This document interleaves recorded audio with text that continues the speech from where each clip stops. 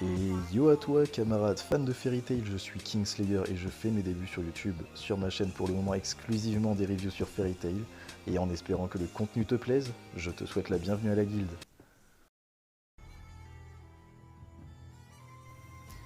On se retrouve donc aujourd'hui pour la première review Fairy Tail de l'épisode 309 intitulé Lien brisé.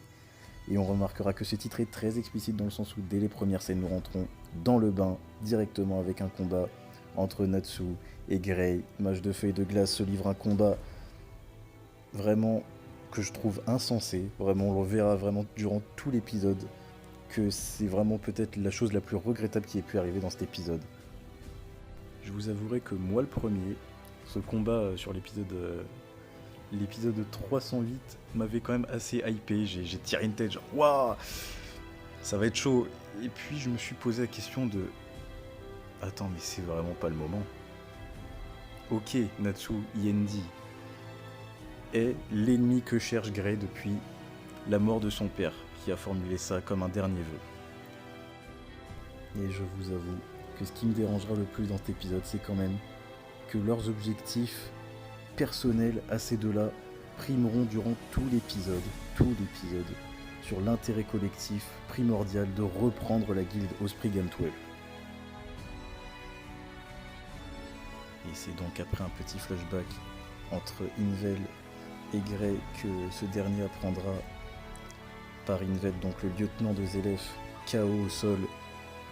Il lui révélera l'identité d'Yendi, qui n'est nul autre que Natsu. Je sais pas si j'ai été le seul choqué, mais Grey a pas eu plus l'air déstabilisé que ça que de voir Natsu passer de éternel ami et rival à ennemi juré, dont son père a formulé son dernier vœu de tuer Yendi. Bon, après on nous avait quand même déjà bien vendu le truc, hein. On sait que Grey a quand même pas mal d'antécédents, avec des histoires de querelles, même au début de la saison finale, et même bien avant, on avait déjà vu Grey pouvoir se retourner contre ses propres camarades. Donc bon, on l'a quand même bien senti venir arriver celle-là. De son côté, Natsu n'a qu'une seule idée en tête, aller au-devant de Zélef pour le vaincre. Et cette volonté, cette rage qu'il a, elle est due à une forme d'instinct révélée par Invel, qu'ont les instruments ainsi dit, démontre encore une fois la perte de contrôle de Natsu, qui n'aura pour Grey que ces mots « bouge de là, dégage ». C'était, comment dire, un peu comme si Natsu était en train de perdre son humanité, comme si vraiment là on pouvait voir qu'il était en mission, qu'il ne vivait que pour ça, que pour détruire Zélef. Le plus drôle, c'est que cet affrontement est tellement insensé que pour remettre les choses dans l'ordre, Grey pense que Jubia est morte, pendant ce temps-là, Natsu pense que Lucy est morte, qu'il retrouve inanimé suite à l'affrontement avec Di Maria. Ouais, j'ai osé. Di Maria qui est au passage HS KO. T'en penses que tu veux, mais ça va faire 2 épisodes qu'elle se retrouve assise, quasi encastrée dans un mur après que Natsu ait brisé sa faille temporelle. Bien. Dans un second temps, la guilde fait face à des milliers de soldats. Bon, vous connaissez l'histoire. On nous envoie une tonne de soldats qui vont se faire taper par le premier mage venu. Et ben non, en fait. Pas vraiment, parce que c'est à partir de maintenant que l'épisode va un peu connaître quelques ascenseurs émotionnels. Premièrement, avec le surnombre des lignes adverses, mais c'est sans compter sur l'apparition d'Erza, qui en profitera un tout petit peu pour faire un peu le ménage sur le champ de bataille. Et paf, c'est sans compter l'intervention d'Aeline, située juste devant la guilde sur le point culminant du champ de bataille, qui est à la recherche de Mavis. Et avec ça, elle va nous caler un œil, peut-être de 200 km², qui aura pour effet d'intimider toute la guilde et tous ses mages. Bon, à ce moment, je sais pas vous, mais je me suis dit qu'on en avait fini avec ces petits gladiateurs achetés 10 centimes sur Wish. Alors qu'Aeline pensait réaliser un bon coup d'intimidation, c'est sans compter sur Mavis qui avait tout bien vu, avant tout le monde la stratège des fées, qui prend une apparence démentielle.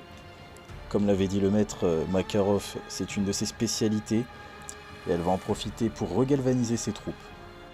Mais Aeline, plutôt revancharde, va nous caler un enchantement qui va avoir pour effet de transformer tous les guerriers, soldats, en des monstres semblables à ce personnage. Et malheureusement pour les mages de Fairy Tail, la ressemblance ne sera pas le seul point commun pour ces monstres avec Venom, puisque leur force a non seulement été décuplée, mais leur résistance de même, parce que les monstres soldats, bon, on en a bouffé, mais ceux-là, on peut dire qu'ils ont été capables de repousser Erza, et plus que ça, qui nous a dégainé 3 belles transformations qui au final n'aura eu que pour effet de voir un Roméo en totale extase. Les fées se retrouvent à nouveau acculés devant une Erza à bout de force et inefficace. Je pense qu'à partir d'ici, Makarov, qui s'est ménagé sur ordre d'Erza, a assisté à un bien macabre spectacle devant les chutes successives de ces chers enfants qui doivent être l'une des pires souffrances endurées pour notre maître, on le sait très bien, qui va en une décision donner un tournant décisif à l'épisode et à l'œuvre en elle-même, en invoquant la loi des fées. Ah, la loi des fées, sûrement la meilleure solution pour terrasser tous ces monstres apparus sur la scène de crime. Oui, mais voilà. Erza et Mavis ont très vite compris, au contraire de tous les autres mages de la guilde, que ce serait pas sans dommages collatéraux.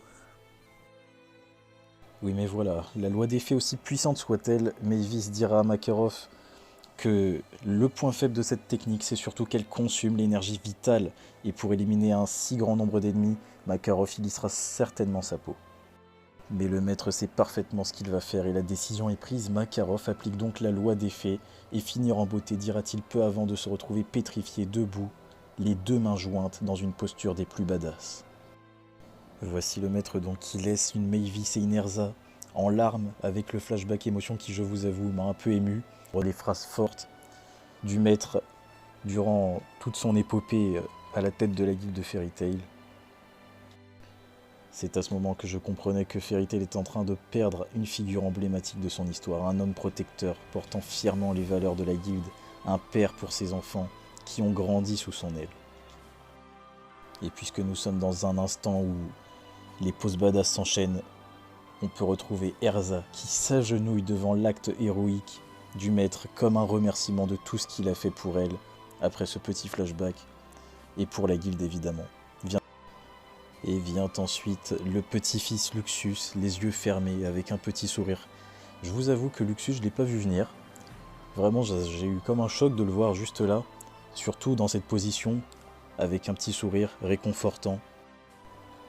Pour Mavis, en lui demandant de se ressaisir et de terminer le travail parce que le vieux mérite bien ça, dit Luxus, comme pour ne pas gâcher ce sacrifice de taille pour la guilde. Malheureusement, je pense que le plus triste reste à venir entre la poursuite du combat, de l'affrontement insensé entre Grey et Natsu. Alors quand vous passez du maître qui vient de se retrouver pétrifié après la loi des fées et qu'on se retrouve pour ce combat, vraiment, ah, ça m'a fait mal au cœur, vraiment. Alors que tout le monde a eu cette sensation de lumière émise par cet énorme sort que vient d'invoquer Makarov. Voir ces deux-là obsédés par la destruction de l'autre, loin, mais alors très loin d'imaginer ce qui vient de se passer.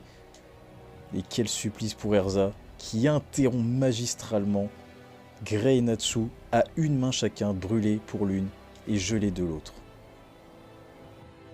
Je vais le répéter, mais vraiment, mais quel supplice pour Erza, qui passe quasiment à genoux, vraiment à genoux devant le maître après un acte héroïque, pour ne serait-ce sauver la guilde que 2 minutes. Et on retrouve donc notre pauvre Erza confronté à devoir stopper ces 2 idiots, mais vraiment ces 2 idiots, en train de se détruire mutuellement. On retrouve une Erza en larmes, presque en train de se demander mais qu'est-ce que vous foutez vous deux? Et on voit juste après ça Natsu et Grey comme s'ils commençaient à se rendre compte d'une réalité qui a pu arriver, et ils sont bien loin d'imaginer ce qui vient de se passer. En clair, si je devais vous résumer le fond de ma pensée en quelques mots pour cet épisode 309, je vous dirais simplement qu'il y a un constat accablant, et Ayerin le souligne très bien. Les Spriggan 12 sont indemnes, alors que Fairy Tail perd son illustre maître à cause de simples soldats, mais pas que. En effet, Fairy Tail se retrouve en danger car tout le monde n'est pas au courant de la tragédie survenue, ou encore ne serait-ce que les conséquences psychologiques que cela pourra engendrer, sans parler que le fait qu'Iendi soit Natsu a littéralement brisé les liens qui unissent Grey et la salamandre. Voici le fin mot de cette première review, j'espère qu'elle vous aura plu. Si c'est le cas, tu sais ce qu'il te reste à faire. Pour la suite, nous on devrait se retrouver dès la semaine prochaine pour la review de l'épisode 310. Et n'hésite surtout pas à me dire ce que je pourrais essayer d'améliorer ou tout simplement arrêter tellement c'était éclaté. En tout cas, merci d'avoir regardé cette vidéo et ciao.